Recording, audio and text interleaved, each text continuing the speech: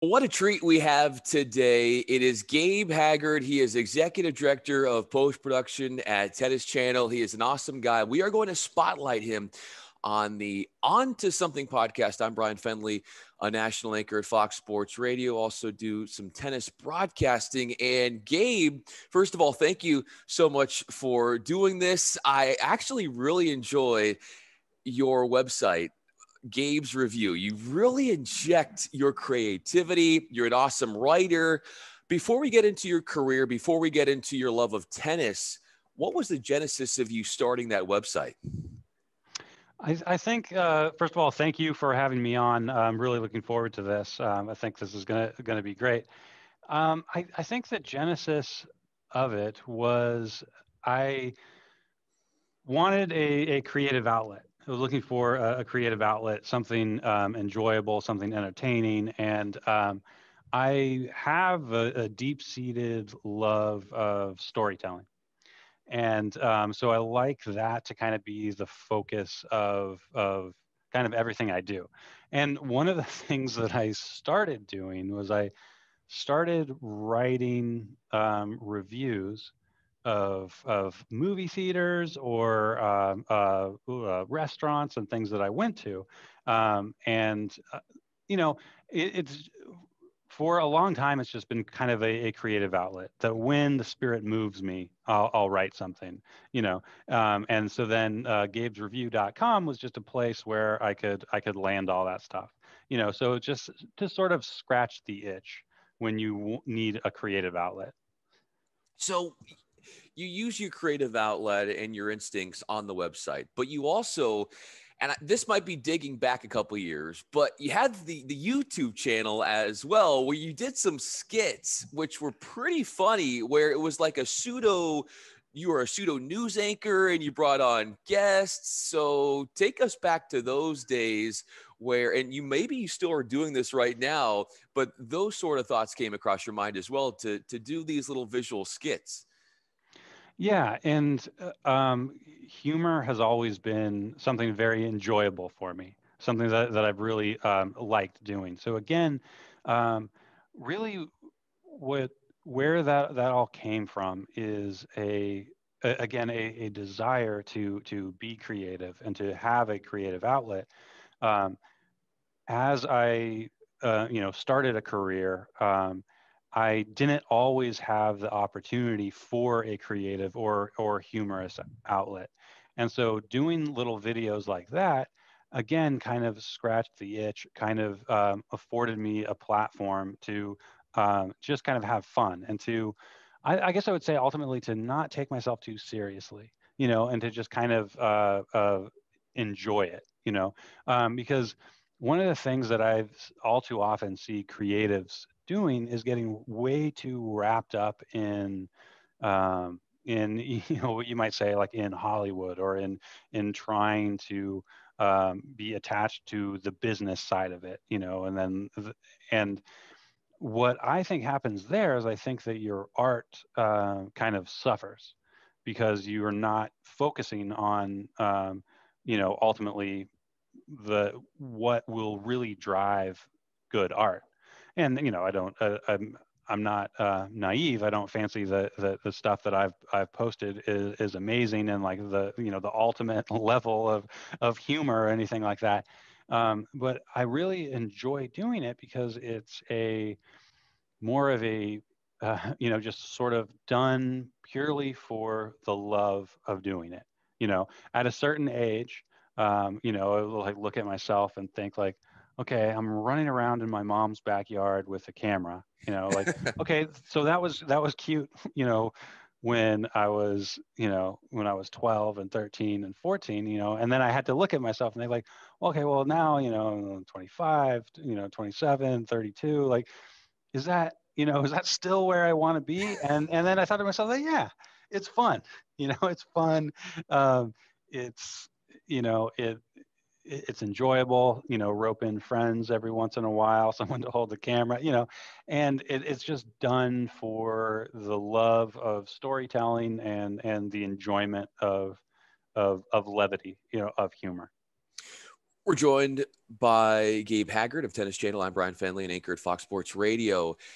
Your first production that you were overseeing with Tennis Channel, how did you balance your personality or your creativity that you hold close to you, but also delivering on the content that tennis fans love, diehards want to see as well?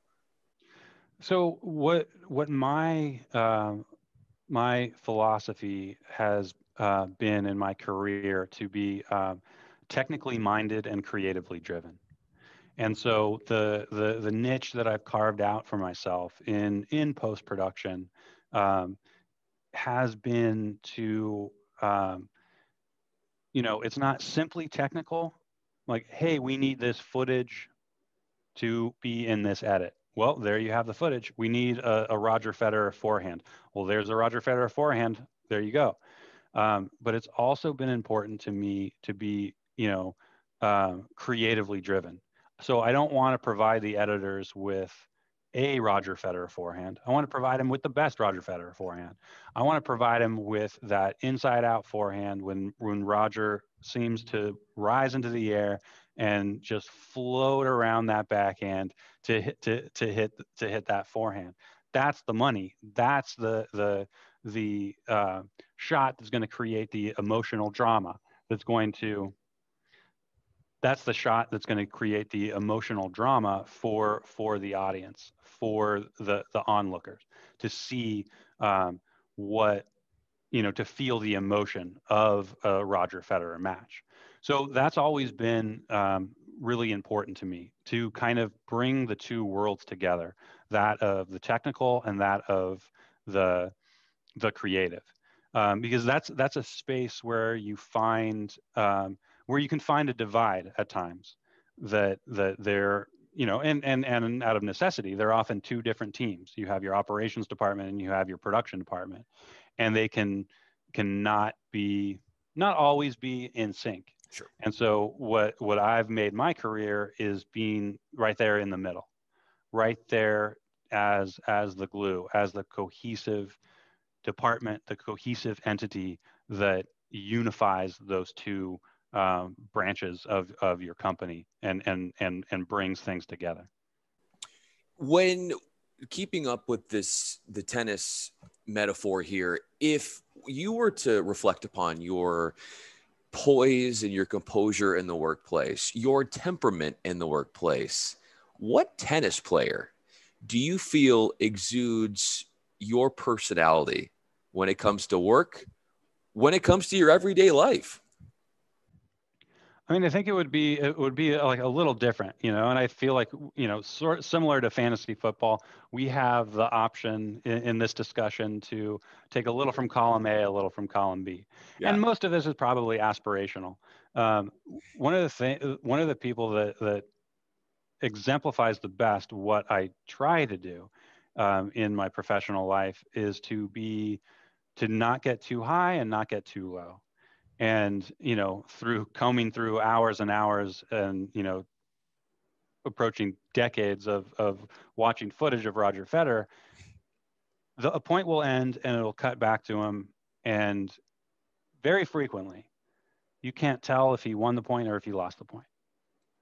And I feel like that has been his genius, and so where that has served me throughout my career is one time in particular.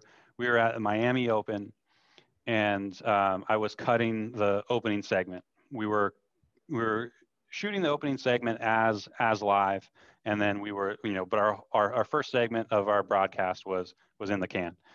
Don't tell anyone that wasn't actually live. I won't.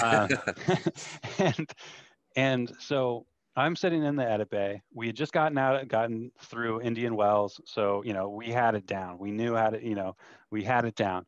I would sit in the edit bay. My producer would run to the stage, and they would shoot it about an hour and 15 minutes. She would run back with the card. I'd ingest it. We'd cut it together, and send it to air. And I usually had about an hour. I had the teas all ready. I had everything all cut. Just had to lay it in, lay the B-roll, put down a fat track and push it to the truck. And I had about an hour to do it. So I'm sitting there.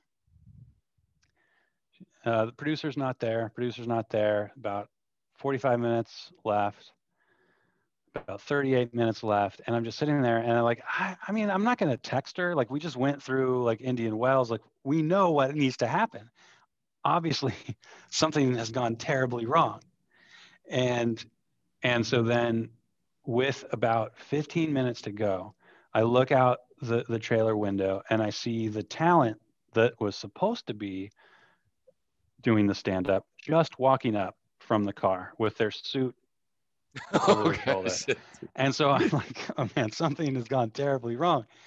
So about 15 minutes to go, my producer comes running back with the card. They had gotten, the second string talent to do it. They had not second string. They had gotten the color analyst to do Sure. the open, and so I put it in, and so then the producer calls, the executive producer calls. Everyone's like, Gabe, can you do it?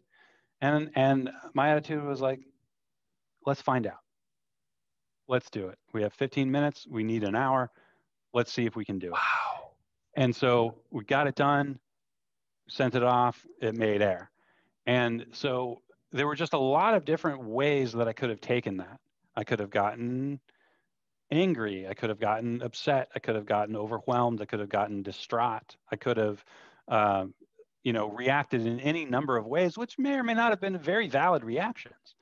But there just wasn't any point in getting riled up. There wasn't anything to benefit from getting all steamed up about it. So we did it, made it to air. The executive producer at the time was back in LA, called me immediately after it went to air because of course it wasn't perfect. He was like, yeah, well, you didn't need to let that breathe. And I was like, I understand. I had 15 minutes to do it. That's what we got. We made it to air. Wow. When you reflect on that now, what comes to mind in how, not just in that instance, but over the course of your career, you seem to be so calm under pressure when so many people, like you said, would have been agitated in a moment like that. But you have this bit about you where you deliver when others seemingly can crack. I think it's more of it's kind of a holistic approach. Um, and for me, it's been very intentional to um, ensure that whatever path I'm on is where I want to be heading, where that I see a future that I want to be working towards. So what I find is the stress or intense situations or things like that, you can handle any of them for a certain period of time. But if you are not in line and following what you might be passionate about, or not even necessarily passionate about, but what you might be interested in, or what you might be able to find fulfillment in, you're going to burn out, and then you're not going to be a value to anyone. So it's been really important to me to always ensure, it's just kind of always, you're driving this ship of your career, and sometimes even without noticing, you know, you can start to drift one way or another, and then that you can start becoming overwhelmed by the stress, by the schedule, by all these things. And then so it's important to kind of always take time to stop and reflect and stop and think about what your ultimate goals are, what you want to do, how your career, how that stress may or may not be servicing those goals. And then again, if you can make sure that you are always taking time to correct yourself and correct the direction you're heading in, then the stress, long hours, things like that can all sort of fall into place because you are doing it for a reason.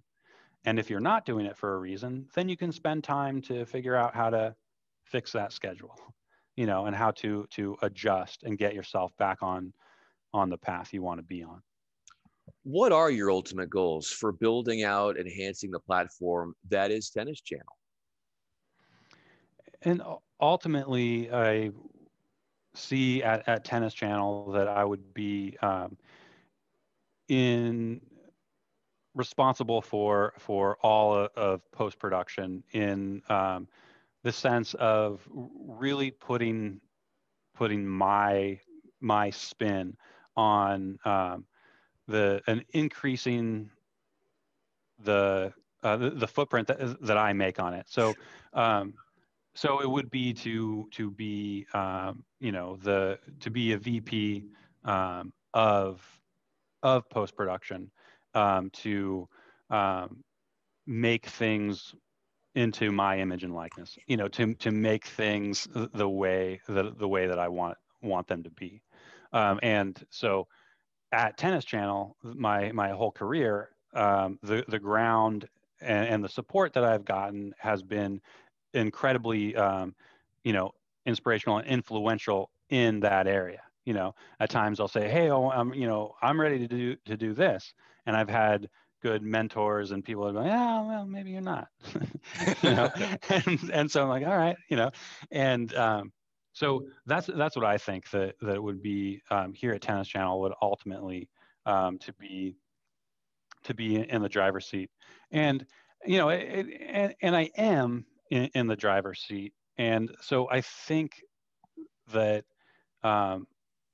where I want to go has a lot to do with new technology. Sure. And a lot to do with new like the next generation of things. Um, and I was on a teleconference a week or two ago, and this guy was talking about the various different evolutions and different phases of broadcast of television. We were analog, then we went to digital, and then we went from standard definition to high definition, and now everything is moving to the cloud. All workflows are moving to the cloud. And so that's kind of where we stand in terms of the industry.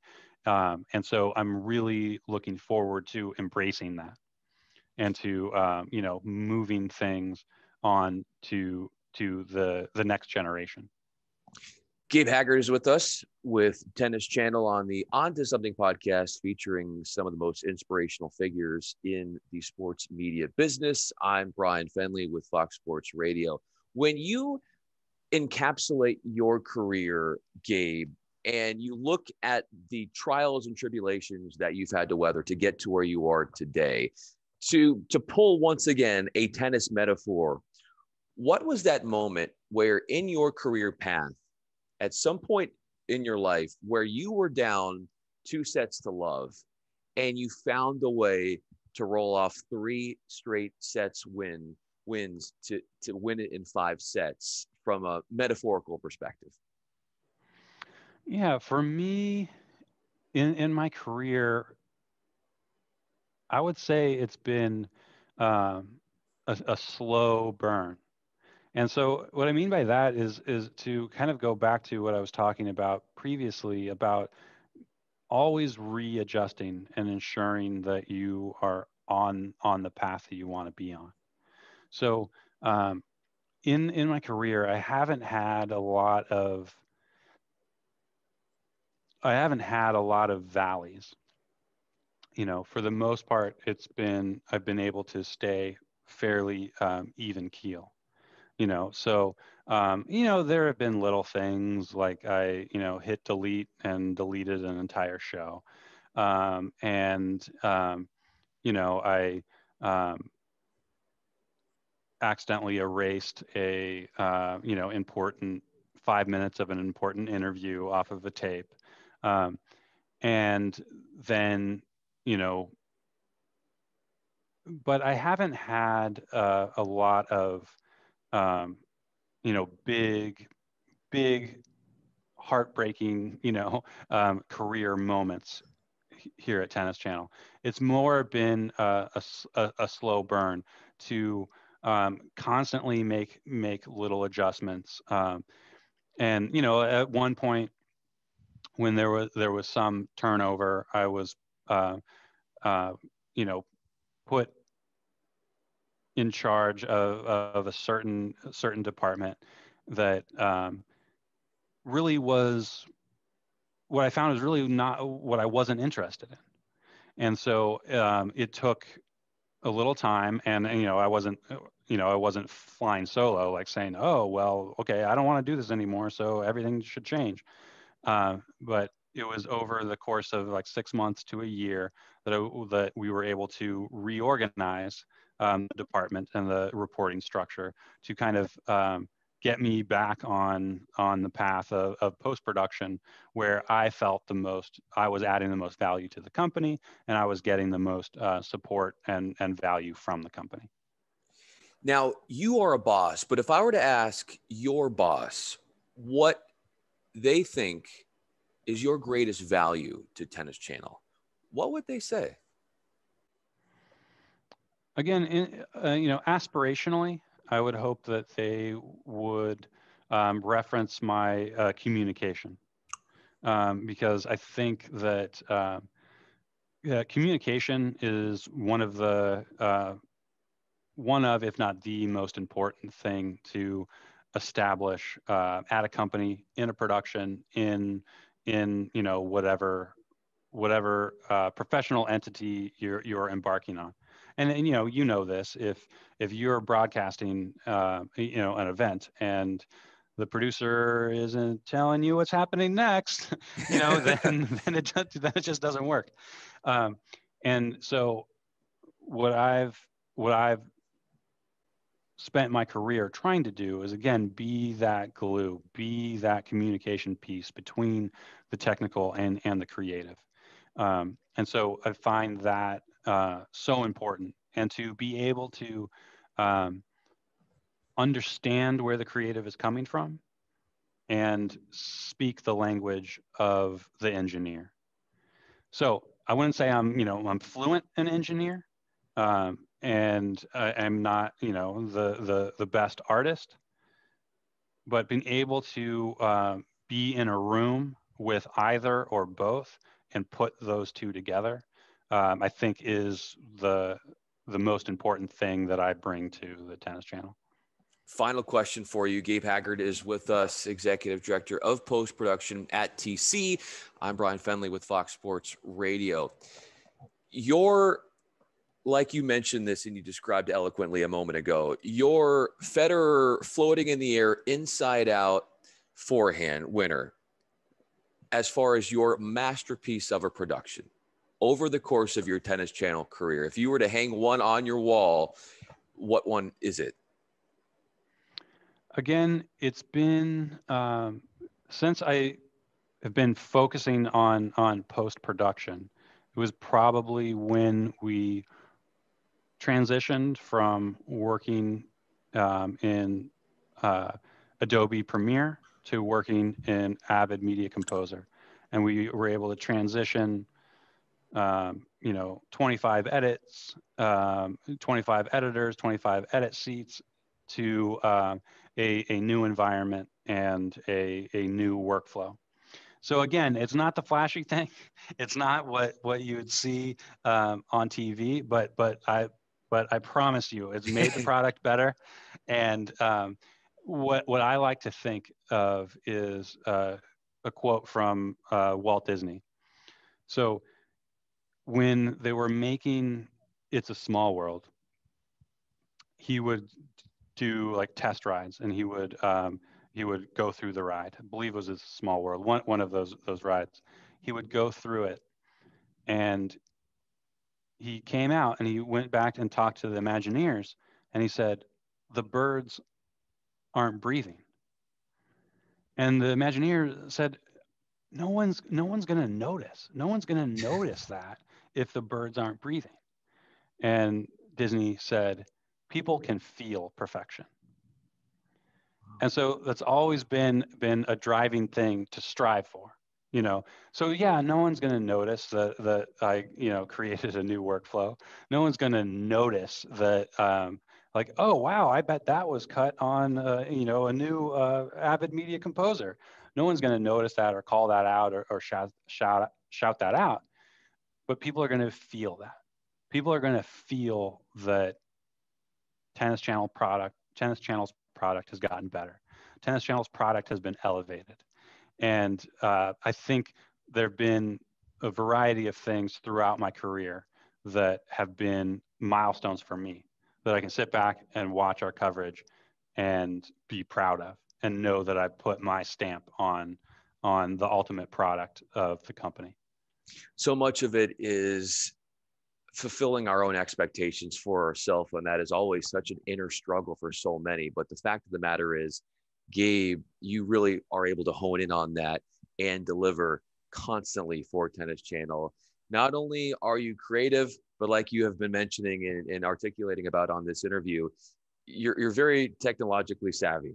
You are someone who knows the bells and whistles of everything. And like we were talking about, and as everybody would obviously know, you are a valuable asset to Tennis Channel. And I really enjoyed this backstory from you and look forward to continuing to follow your career and all the awesome things that you are doing. Gabe Haggard is the executive director of post-production at Tennis Channel. I'm Bryan Fenley with Fox Sports Radio. Gabe, this was so much fun, man. Thanks for doing this. Absolutely. Thank you, Brian. I had a great time.